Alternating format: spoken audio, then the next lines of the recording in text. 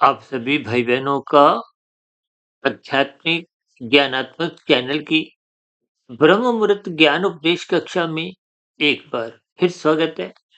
आज की चर्चा बुद्धि को लेकर करने जा रहे हैं कि बुद्धि को निरंतर सात्विक भोजन रूपी खुराक देते रहिए। दूसरे साधारण शब्दों में सत्संग रूपी खुराक यदि बुद्धि को निरंतर मिलती नहीं तो बुद्धि सात्विक रह नहीं। देखिए शास्त्रों में तो अक्सर ऐसा माना गया है कि मन ही बंधन का कारण है, मन ही मोक्ष का कारण है। लेकिन मन के ऊपर जो बुद्धि तत्व है, देखिए बुद्धि जब तक मन को अपने नियंत्रण में रखती है तो मन की गतिविधियां कभी भी बंधनदायक नहीं होती। अन्यथा मन का अनादि काल से जो एक रुझान है, झुकाव है, वो विषय भोगों में आसक्त है। विषय भोगों की आसक्ति के कारण ही स्वयं भगवान श्री कृष्ण जी को गीता में अर्जुन के रथ के 5 घोड़ों की स्थितियों को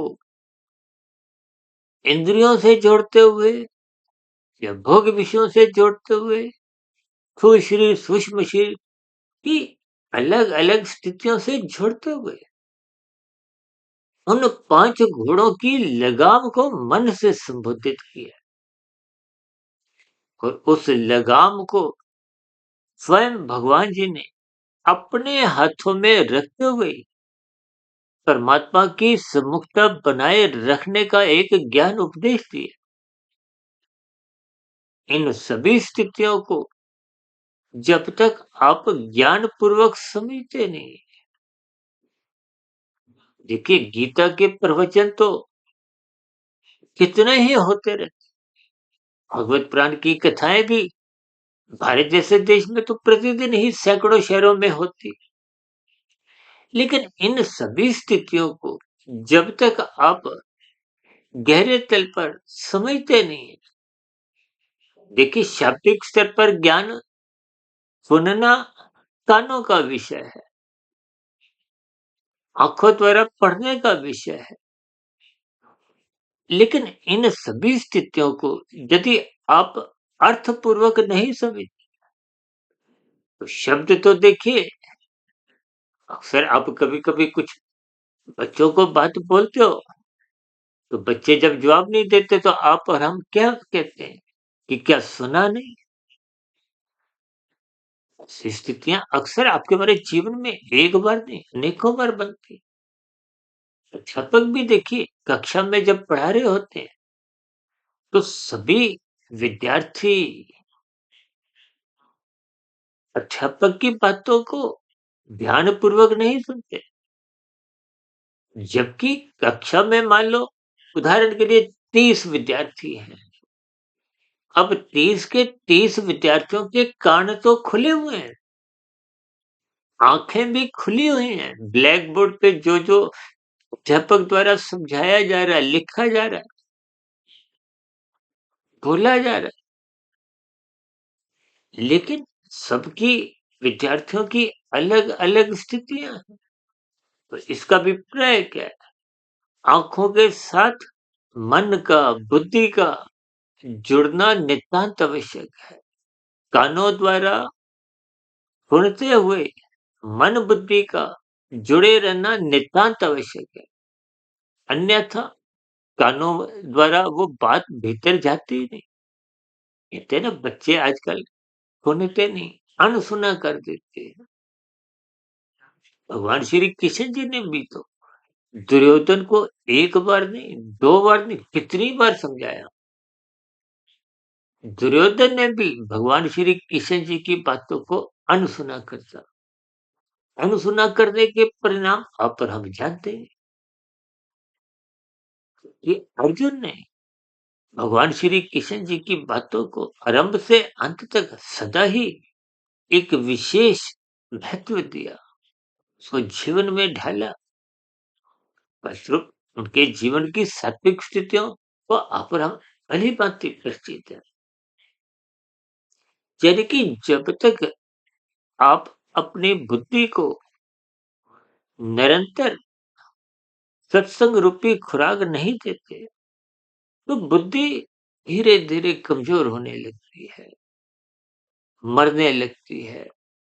देखिए, शब्दों की किन्हीं भी स्थितियों से जब तक आप उनके गहरे अर्थ भावार्थ नहीं समझोगे, तो बुद्धि की जो एक महत्ता है,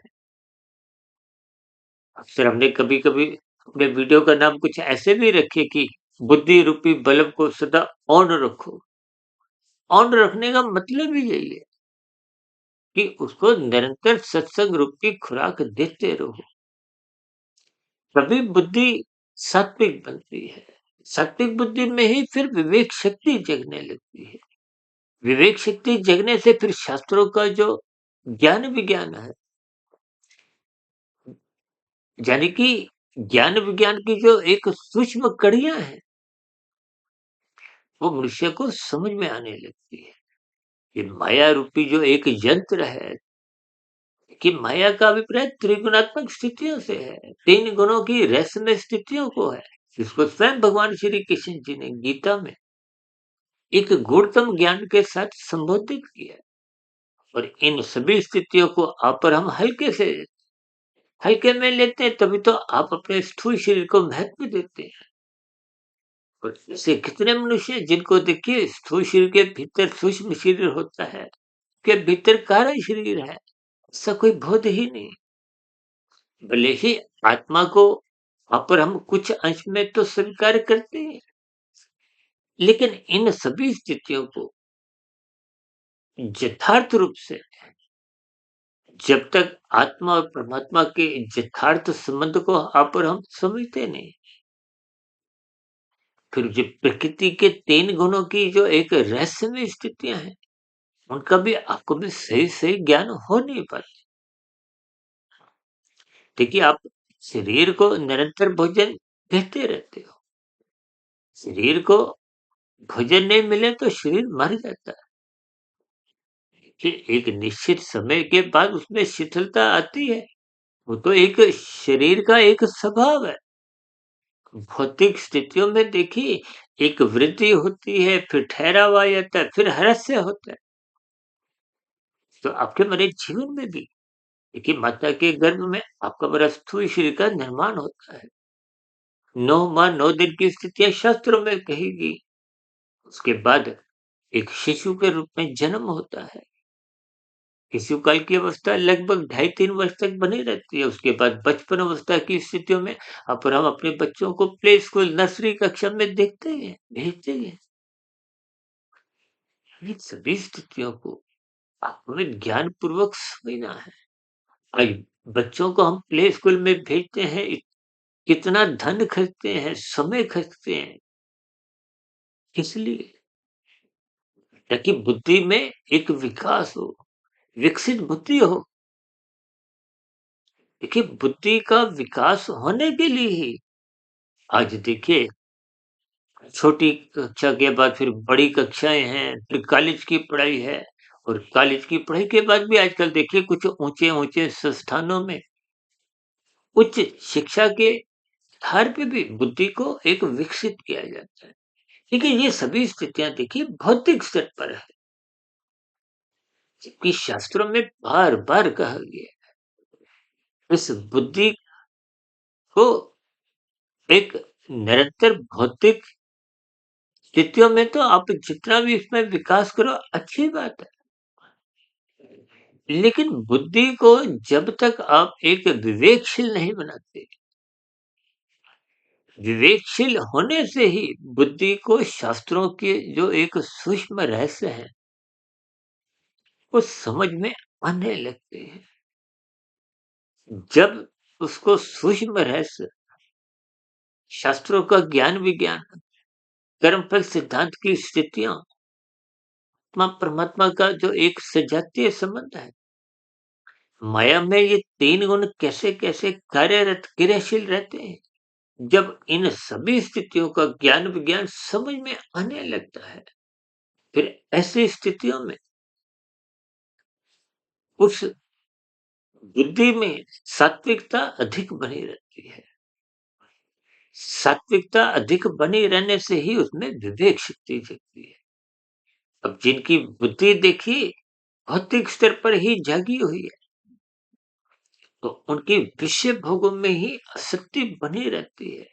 संसार को पकड़ने की कहो, भोगने की कहो, इकट्ठा करने की कहो, इन सभी स्थितियों में तो बुद्धि शत प्रतिशत लगी रहती है। लेकिन सत्संग के अभाव में वो बुद्धि फिर सात्विक बन नहीं पाती। फिर ऐसी स्थितियों में वो बुद्धि राजसी बनी रहती है। राजसी बुद्धि बनी रहने से फिर मन बुद्धि में एक दोस्ताना संबंध बने रहते हैं। देखिए दोस्ताना संबंध के आपको अर्थ समझने हैं, इनके एक भावार्थ समझने हैं।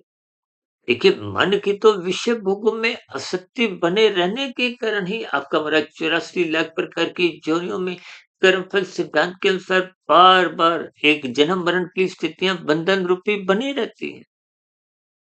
इस बंधन में देखिए कभी भी आनंदमय स्थितियां नहीं हो, क्योंकि बंधन प्रकृति के 3 गुणों का है।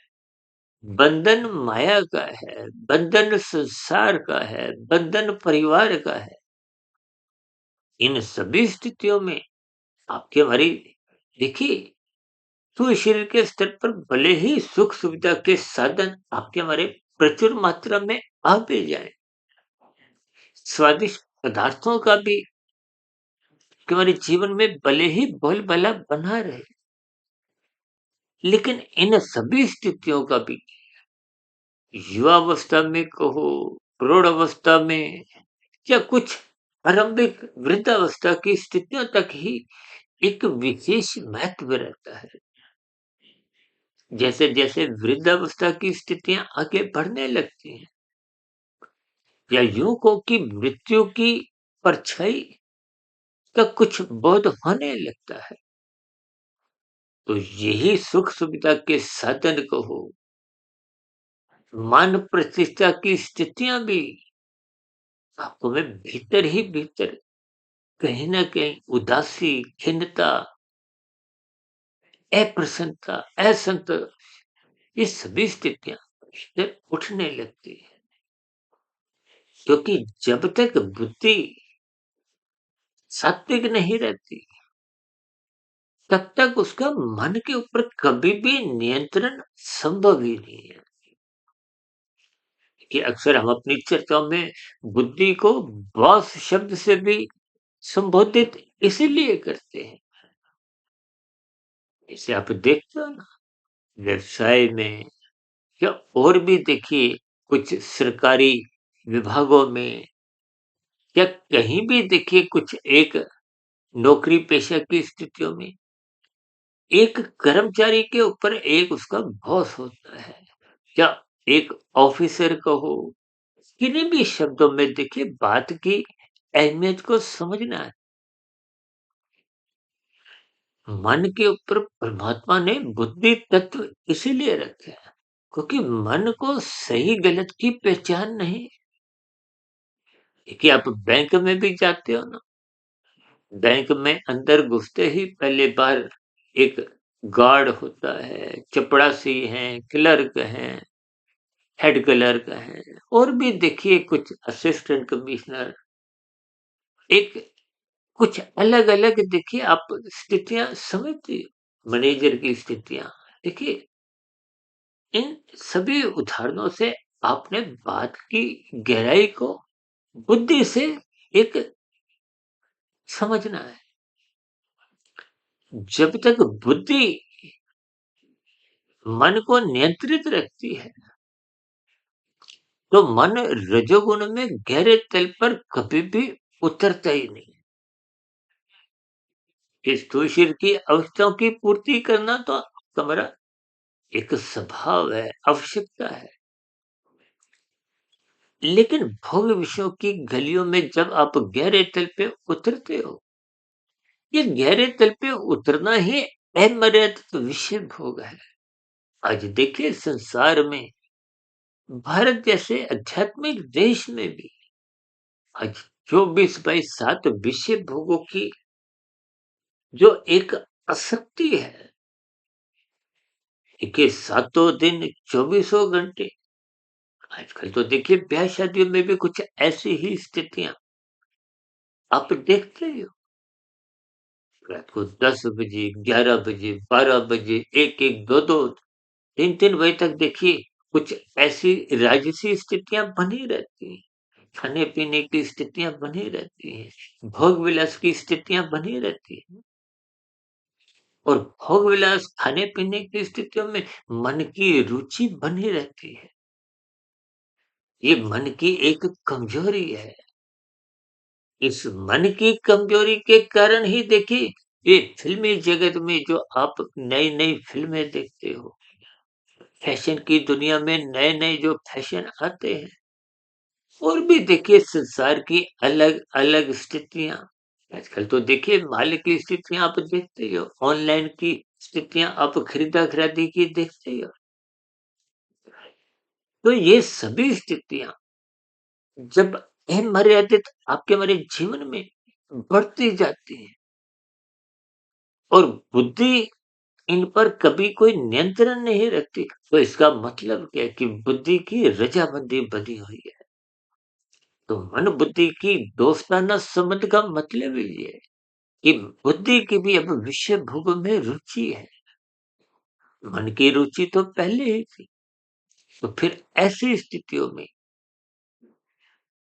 बुद्धि, मन दोनों का एक गठबंधन का कहो, एक गठजोड़ साथ कहो, ये फिर सत्संग में मन टिकता नहीं है। और अमर्यादित रजोगुण ही देर सवेर, आज नहीं तो कल, कल नहीं तो परसों, कहीं ना कहीं वो राजसी स्थितियां ही तमोगुण में गिराने लगती है, कानून का उल्लंघन करवाने लगती है। शास्त्र विरुद्ध पाप कर्म कब कितने होने लगते हैं, मनुष्य को इसका बोध नहीं रहता। क्योंकि विषय भोगों की आसक्ति, जिसे पांच भोग्य विषय हैं, गंध, रस, रूप, स्पर्श और शब्द, ये पांच विषय भोग ही मनुष्य को गहरे तल फिर प्रमाद में गिराते हैं। और प्रमाद में फिर देखिए ये सात्विक स्थितियां, सत्संग की बातें, ये सात्विक वीडियो की, ज्ञान की चर्चाएं, कोई सुनने में, समझने में, पढ़ने में कभी कोई भीतर से रुचि नहीं होती। कि ऊपरी ऊपरी स्तर पर तो देखिए आपके मेरे जीवन में कुछ कर्म कांड भी बने रहते हैं, लेकिन वो लोभवश होते हैं, कहीं कहीं भयवश होते हैं। लोभ किनका, कि संसार मिलता रहे, आप और हम उस संसार को, पांच भोग्य विषयों को भोगते रहे, भोगते रहे। ये भोग विषय, ये संसार, देखिए शास्त्रों में तो स्त्री पुरुष का जो एक आपसी आकर्षण है, उसको भी रजोगुण से ही जोड़ा गया।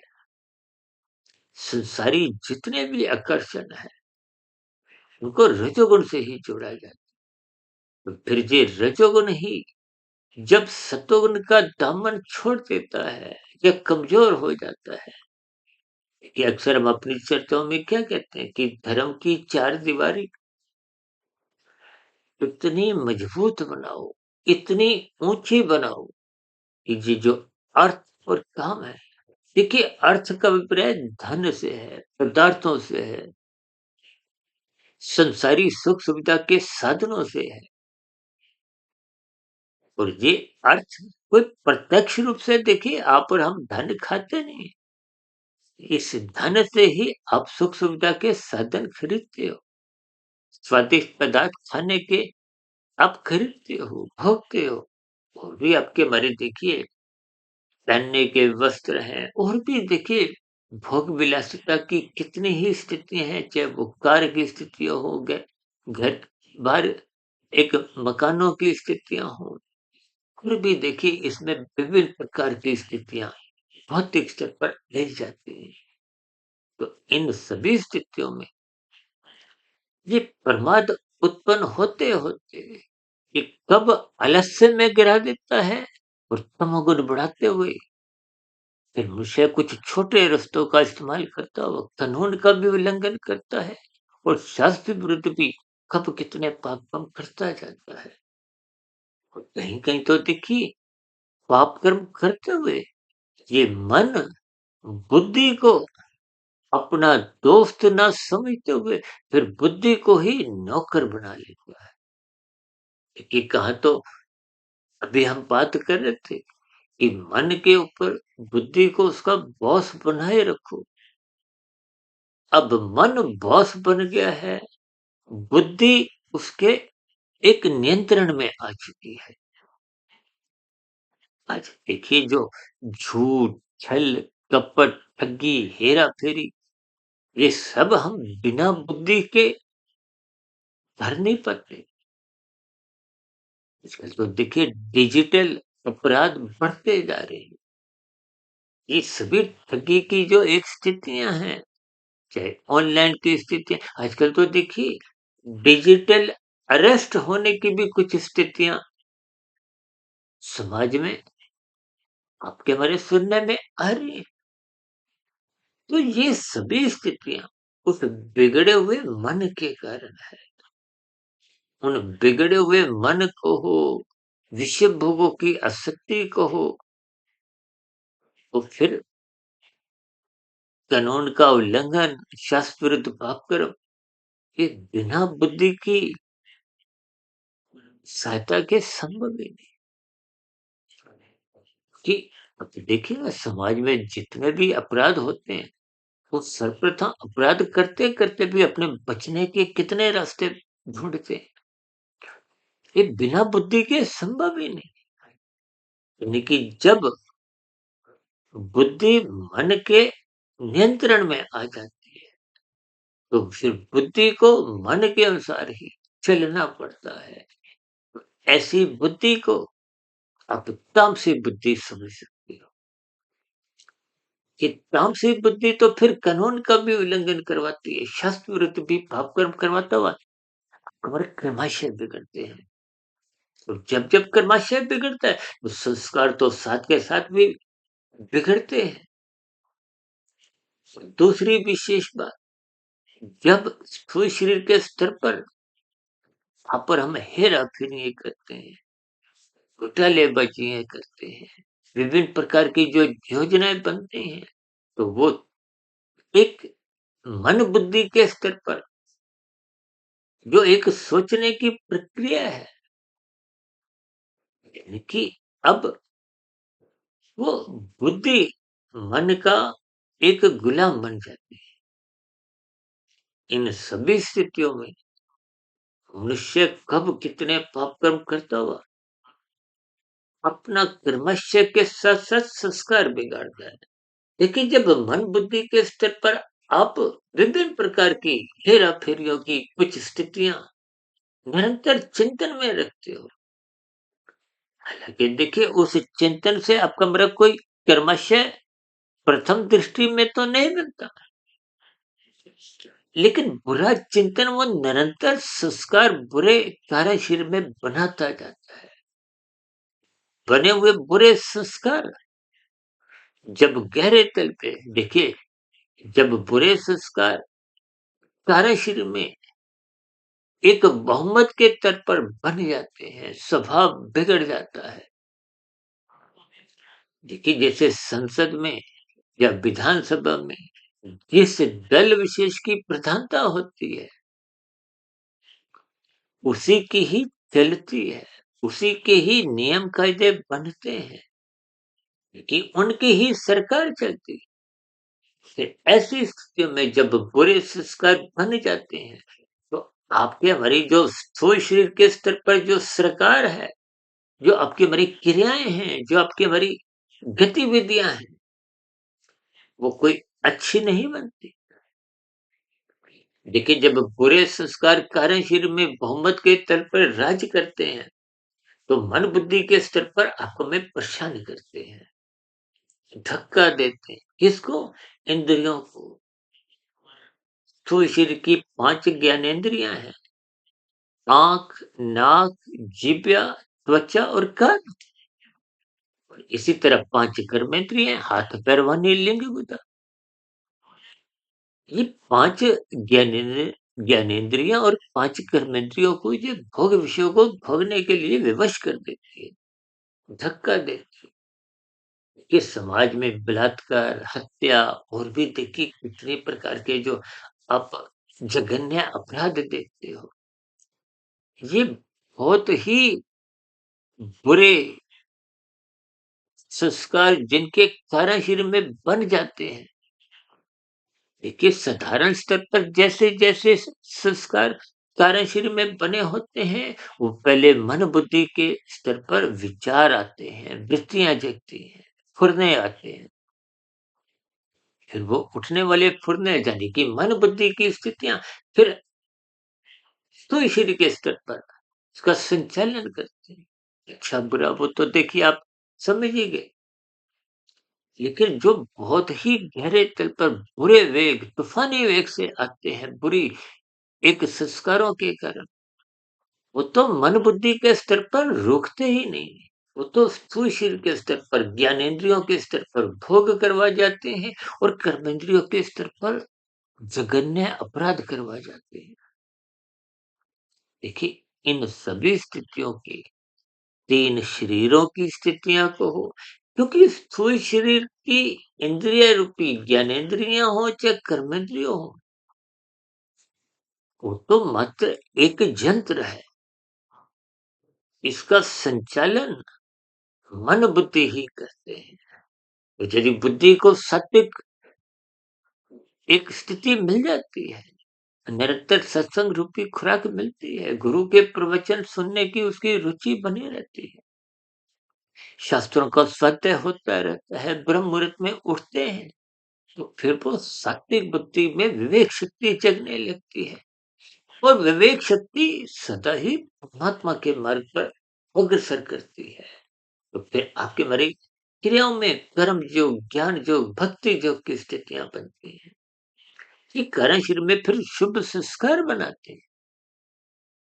तो ऐसी स्थिति में वो बुद्धि मन को सदा ही नियंत्रित रखती है, यानी कि मन फिर सात्विक बना रहता है।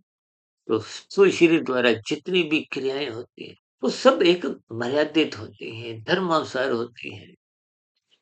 यानी कि हमारा जीवन अनुशासित रहता है, व्यवस्थित रहता है।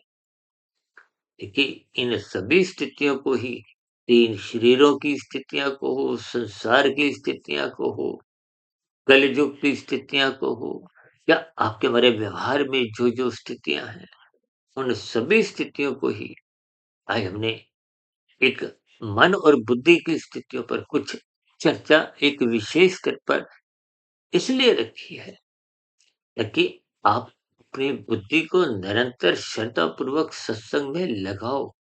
जब बुद्धि लगेगी तो मन को वो बुद्धि खींचते हुए देखिए आरंभिक स्तर पर तो बेमन से ही सत्संग होते हुए दिखाई देते हैं, लेकिन फिर धीरे-धीरे मन टिकने लगे। जैसे बच्चा आरंभिक स्तर पर रोते-धोते जाते हैं, धीरे-धीरे बच्चों का रोना-धोना बंद हो जाता है। अब बड़ी कक्षाओं में तो कोई बच्चा रोते-धोते नहीं जाता, समझ आ जाती है। ठीक इसी तरह राशि मनुष्यों को भी जब बात समझ में आ जाती है, सात्विक बुद्धि में विवेक शक्ति जगने लगती है, तो श्रद्धापूर्वक सत्संग होना आपके हमारे जीवन का एक स्वभाव बन जाता है। ब्रह्म मुहूर्त में उठने का आपका हमारा संस्कार जग जाता है। इसके फलस्वरूप संसारी स्थितियाँ, रजोगुण की स्थितियाँ, दिन में जब संसारी विषय भोगों की आसक्तियाँ आपके इर्द-गिर्द एक आकर्षण के रूप में आती हैं, तो मनुष्य उनमें फिसलता नहीं है। जब फिसलता नहीं है, तो फिर वो तमोगुण में गिरने का तो प्रश्न ही नहीं होता।